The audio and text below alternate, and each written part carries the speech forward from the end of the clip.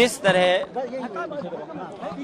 उत्तर प्रदेश में लगातार पिछले 5 साल का कार्यकाल और जब से ये दोबारा सरकार को मौका मिला है, उत्तर प्रदेश की सड़कें जर्जर हैं, गड्ढे बन गए हैं सड़कों पर। जहां किसान इस मौसम में जल भराव, बाढ़ से परेशान होता था, इस बार उत्तर प्रदेश में देखने को मिल रहा है कि कुछ हिस्सों में बाढ़ है, कुछ हिस्सों में सूखा है और अभी भी किसानों को कोई राहत नहीं दी गई है। न बाढ़ के नुकसान से कोई राहत पहुंची है और ना ही सूखे की वजह से जो किसानों का नुकसान हुआ है उस पे कोई सरकार ने भरपाई या राहत दी है। वहीं बड़े पैमाने पर जानवर बीमारी से मर रहे हैं, गायों की मौत हो रही है। जो वायरस फैला है, लंपी वायरस है जो, जिसके कारण हजारों हजार गायों की जान जा चुकी है, जानवरों की जान गई है। अभी सरकार ने कोई मदद नहीं की, न उन जानवरों की देखभाल के लिए सरकार कुछ कर पाई है और लगातार महंगाई बढ़ा रही है सरकार। ये डबल इंजन की सरकार, जिसे मौका जनता ने उत्तर प्रदेश में भी दिया और दिल्ली में भी बहुमत मिल गया, लेकिन आप देखिए लगातार महंगाई बढ़ी है। इतनी महंगाई जो जनता को सामना करना पड़ा, जनता पिस गई है महंगाई में। और कानून व्यवस्था इतना कभी बर्बाद नहीं हुआ होगा। जहां भ्रष्टाचार चरम सीमा पर है, जहां राहत मिलनी चाहिए थी जनता को, वहीं महंगाई हर चीज की हो गई है। कोई कल्पना नहीं कर सकता था कि भारत जैसा ग्रामीण देश में दूध पर, दही पर, घी पर जीएसटी लग जाएगी। और न केवल जीएसटी लगाई है, बल्कि खाने पीने की चीजें लगातार महंगी होती जा रही हैं। और जो इन्होंने सपने दिखाए थे नौकरी और रोजगार के, आज जो संसाधन सरकार को जुटाने चाहिए थे वो संसाधन नहीं जुटा पा रहे हैं। बड़े पैमाने पर बेरोजगारी बढ़ी है, रोजगार छीने जा रहे हैं। प्राइवेटाइजेशन कर करके जो संविधान ने अधिकार दिए पिछड़ों को, दलितों को, गरीब को, वो भी अधिकार छीने जा रहे हैं। कोई विभाग नहीं बचा जो सरकार बेच न रही हो। रेलवे बिक गया, हवाई जहाज एयरपोर्ट बिक गए। जहां पर बड़े पैमाने पे नौजवानों को नौकरी रोजगार मिल जाने चाहिए थे, वो सब खत्म कर दिए गए। फौज की कोरोना की वजह से भर्ती बंद थी, भर्ती नहीं हो रही।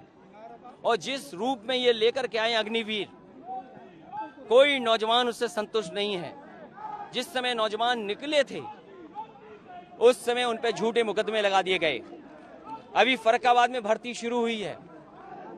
1,13,000 से ज्यादा नौजवानों ने, 12 जिले के लोगों ने फॉर्म भरे हैं। लेकिन सरकार पीठ मोड़ लेती है जब उनसे पूछा जाए कि आखिरकार कितनों को अग्निवीर में भर्ती करोगे। तो रोजगार ठप, नौकरी नहीं, किसान बर्बाद। और अभी भी गन्ने के किसानों का बकाया है। चीनी मिलें किसानों का गन्ने की कीमत नहीं दे पा रही हैं। बिजली महंगी हो गई है, जर्जर हो गए ट्रांसफार्मर। जो कैपेसिटी सरकार को बढ़ानी चाहिए थी वो कैपेसिटी नहीं बढ़ा पा रहे हैं। इसलिए समाजवादी पार्टी पहले भी इन सवालों पर धरना देना चाहती थी। हमारे विधायक जाकर के सदन के में बैठ करके और सदन के बाहर धरना देना चाहते थे, सरकार ने रोक लिया। आज जब हम सब लोग पैदल जाना चाहते थे उस समय भी रोका गया है। आखिरकार ये कैसी सरकार है जो विधायकों को, पूर्व मंत्रियों को, कई बार के विधायक हैं, पूर्व स्पीकर हैं, बड़े बड़े पदों पे पूर्व में लीडर ऑपोजिशन रहे, वो सब साथ हैं, उनको सदन में नहीं जाने दे रहे। आखिरकार सदन में जाकर के हम अपनी जनता की तो बात उठाते हैं। आखिरकार सरकार क्यों नहीं फेस करना चाहती है? और सरकार इसीलिए नहीं फेस करना चाहती है क्योंकि हर मुद्दे पर सरकार असफल हुई है। लेकिन लोकतंत्र के मूल्यों को बचाने के लिए समाजवादी पार्टी इसी तरह यही सड़क का रास्ता अपनाएंगे। जब सदन में इन्होंने नहीं जाने दिया तो सदन चला करके वंदे मातरम से शुरुआत कर करके, और हमारे जो विधायक अरविंद गिरी जो हमारे बीच नहीं रहे, उनकी भी शोक सभा कर करके खत्म की है और अगली रणनीति क्या होगी वो भी हम लोग विधायक बैठ करके तय करेंगे। बीजेपी के लोग ये कह रहे हैं कि जो लंपी वायरस आया वो चाइना और पाकिस्तान के लोग भेज रहे हैं। डबल इंजन की सरकार है, कहा जाता है गौ भक्तों की कथा। ये जानवर, गाय, भैंस और जानवरों को बड़े पैमाने पर नुकसान हुआ है, जाने गई हैं। सरकार ये बताए कि जानवरों की बीमारी को बचाने के लिए आपने क्या व्यवस्था की है। इस सरकार में न केवल जानवरों की जान जा रही है, गरीब अगर इलाज कराना चाहेगा तो इलाज नहीं हो रहा। पीएससी उठा लो, सीएससी उठा लो, जिला अस्पताल उठा लो, राजधानी के बड़े अस्पताल उठा लो, मेडिकल कॉलेज उठा लो, इतनी लंबी लंबी कतारें लगी हैं कि गरीब को पहले तो इलाज नहीं। इस तरह उत्तर प्रदेश में लगातार पिछले 5 साल का कार्यकाल और जब से ये दोबारा सरकार को मौका मिला है, उत्तर प्रदेश की सड़कें जर्जर हैं, गड्ढे बन गए हैं सड़कों पर। जहां किसान इस मौसम में जल भराव, बाढ़ से परेशान होता था, इस बार उत्तर प्रदेश में देखने को मिल रहा है कि कुछ हिस्सों में बाढ़ है, कुछ हिस्सों में सूखा है और अभी भी किसानों को कोई राहत नहीं दी गई है। न बाढ़ के नुकसान से कोई राहत पहुंची है और ना ही सूखे की वजह से जो किसानों का नुकसान हुआ है उस पे कोई सरकार ने भरपाई या राहत दी है। वहीं बड़े पैमाने पर जानवर बीमारी से मर रहे हैं, गायों की मौत हो रही है। जो वायरस फैला है, लंपी वायरस है जो, जिसके कारण हजारों हजार गायों की जान जा चुकी है, जानवरों की जान गई है। अभी सरकार ने कोई मदद नहीं की, न उन जानवरों की देखभाल के लिए सरकार कुछ कर पाई है और लगातार महंगाई बढ़ा रही है सरकार। ये डबल इंजन की सरकार, जिसे मौका जनता ने उत्तर प्रदेश में भी दिया और दिल्ली में भी बहुमत मिल गया, लेकिन आप देखिए लगातार महंगाई बढ़ी है। इतनी महंगाई जो जनता को सामना करना पड़ा, जनता पिस गई है महंगाई में। और कानून व्यवस्था इतना कभी बर्बाद नहीं हुआ होगा। जहां भ्रष्टाचार चरम सीमा पर है, जहां राहत मिलनी चाहिए थी जनता को, वहीं महंगाई हर चीज की हो गई है। कोई कल्पना नहीं कर सकता था कि भारत जैसा ग्रामीण देश में दूध पर, दही पर, घी पर जीएसटी लग जाएगी। और न केवल जीएसटी लगाई है, बल्कि खाने पीने की चीजें लगातार महंगी होती जा रही हैं। और जो इन्होंने सपने दिखाए थे नौकरी और रोजगार के, आज जो संसाधन सरकार को जुटाने चाहिए थे वो संसाधन नहीं जुटा पा रहे हैं। बड़े पैमाने पर बेरोजगारी बढ़ी है, रोजगार छीने जा रहे हैं।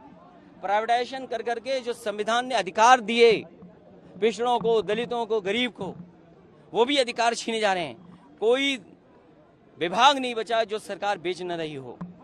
रेलवे बिक गया, हवाई जहाज एयरपोर्ट बिक गए। जहां पर बड़े पैमाने पे नौजवानों को नौकरी रोजगार मिल जाने चाहिए थे, वो सब खत्म कर दिए गए। फौज की कोरोना की वजह से भर्ती बंद थी, भर्ती नहीं हो रही। और जिस रूप में ये लेकर के आए अग्निवीर, कोई नौजवान उससे संतुष्ट नहीं है। जिस समय नौजवान निकले थे उस समय उन पे झूठे मुकदमे लगा दिए गए। अभी फर्रुखाबाद में भर्ती शुरू हुई है। 1,13,000 से ज्यादा नौजवानों ने, 12 जिले के लोगों ने फॉर्म भरे हैं। लेकिन सरकार पीठ मोड़ लेती है जब उनसे पूछा जाए कि आखिरकार कितनों को अग्निवीर में भर्ती करोगे। तो रोजगार ठप, नौकरी नहीं, किसान बर्बाद। और अभी भी गन्ने के किसानों का बकाया है। चीनी मिलें किसानों का गन्ने की कीमत नहीं दे पा रही हैं। बिजली महंगी हो गई है, जर्जर हो गए ट्रांसफार्मर। जो कैपेसिटी सरकार को बढ़ानी चाहिए थी वो कैपेसिटी नहीं बढ़ा पा रहे हैं। इसलिए समाजवादी पार्टी पहले भी इन सवालों पर धरना देना चाहती थी। हमारे विधायक जाकर के सदन के में बैठ करके और सदन के बाहर धरना देना चाहते थे, सरकार ने रोक लिया।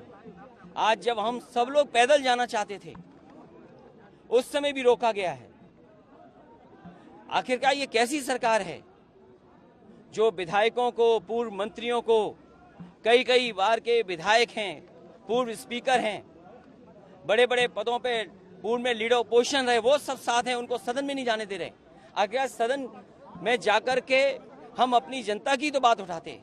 आखिरकार सरकार क्यों नहीं फेस करना चाहती है? और सरकार इसीलिए नहीं फेस करना चाहती है क्योंकि हर मुद्दे पर सरकार असफल हुई है। लेकिन लोकतंत्र के मूल्यों को बचाने के लिए समाजवादी पार्टी इसी तरह यही सड़क का रास्ता अपनाएंगे। जब सदन में इन्होंने नहीं जाने दिया तो सदन चला करके वंदे मातरम से शुरुआत कर करके और हमारे जो विधायक अरविंद गिरी जो हमारे बीच नहीं रहे, उनकी भी शोक सभा कर करके खत्म की है। और अगली रणनीति क्या होगी वो भी हम लोग विधायक बैठ करके तय करेंगे। बीजेपी के लोग ये कह रहे हैं कि जो लंपी वायरस आया वो चाइना और पाकिस्तान के लोग भेज रहे हैं। डबल इंजन की सरकार है, गौ भक्तों कहा जाता है, गौ भक्तों की कथा ये जानवर, गाय, भैंस और जानवरों को बड़े पैमाने पर नुकसान हुआ है, जाने गई हैं। सरकार ये बताए कि जानवरों की बीमारी को बचाने के लिए आपने क्या व्यवस्था की है। इस सरकार में न केवल जानवरों की जान जा रही है, गरीब अगर इलाज कराना चाहेगा तो इलाज नहीं हो रहा।